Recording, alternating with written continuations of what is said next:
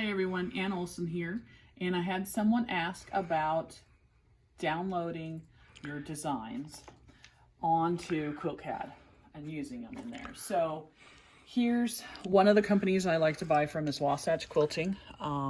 You can actually sign up to be in one of their pattern clubs. I have been in their Edge to Edge pattern club because I like that, where I can choose 3 edge-to-edge designs and get some border corner designs. So that's one of the ones I've used.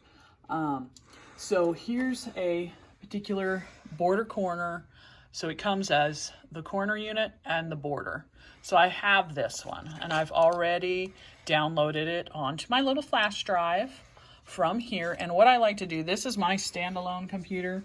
I like to get their download, pay for it, you know, all that stuff. And then I have a whole copy of everything that I've downloaded saved into my digitized patterns. So I've created a folder called digitized patterns.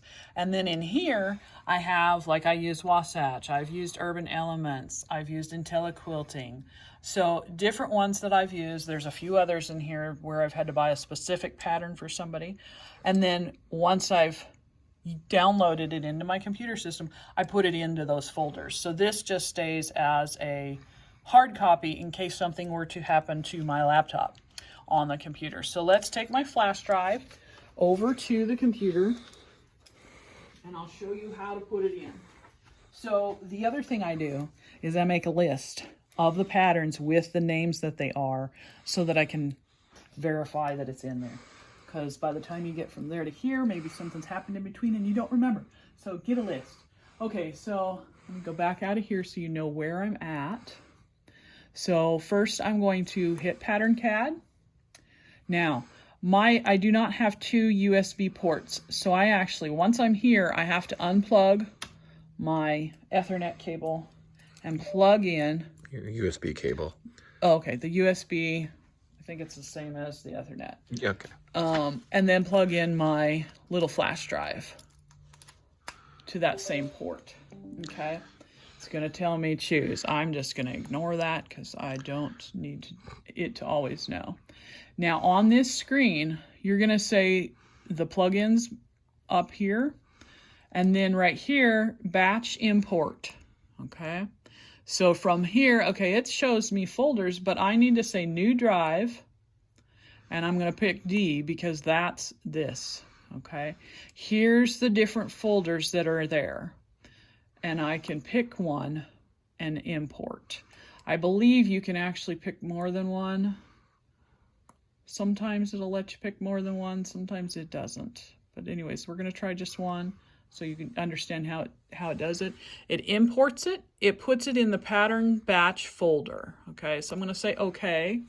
Would I like to import more patterns? Yes, we're going to go ahead and import the border corner. I think that's the border corner that goes with it. Okay, I'm going to say no so that you can see. What it will have done, generally, it will pull, there's one, okay? I need to delete that last point because I just added a point. Okay, so I'm going to make this fit the screen so we can see that it's all there. That would be the Arabella corner, I believe. See, this is where you need to know which one you're bringing in. That's why sometimes it's best to bring them in individually. I'm going to optimize just because, okay, for instance, this one did show us it's making 2. I don't want that. I want it to stitch it as one continuous unit.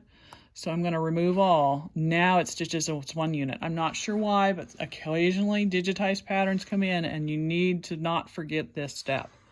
So now it will stitch as one unit. Hit OK. Now I would save it. And I believe it's called Arabella Corner. I'm going to save it in my border sets. And it also is a Wasatch pattern, so I'm putting it into Wasatch. And I believe that's it already. Yes, that is it right here. I already have it saved as a Bella Corner. So I'm going to hit cancel even though it's already there. You would hit save and save it, or name it. You might need to name it. So we would be naming it and then hit save. So I'm going to go back out. So that's how to get it into your computer, and then just go through and do each pattern that you're putting in there that way. And then of course, once you're done, you need to I would clear the screen and then go import another one. Okay. But once you're done, be sure that you change back your ports. Okay, so take out your flash drive, and you could go through the little thing that it would say down here and properly disengage your little deal, which I did not just do. Plug that in, you'll hear it beep, then you can go out and use that particular pattern, and it would be, I could pull it back up for us, we could find it, there it is. It's in my computer. So that's how easy it is to do, to get a design from purchasing it over here.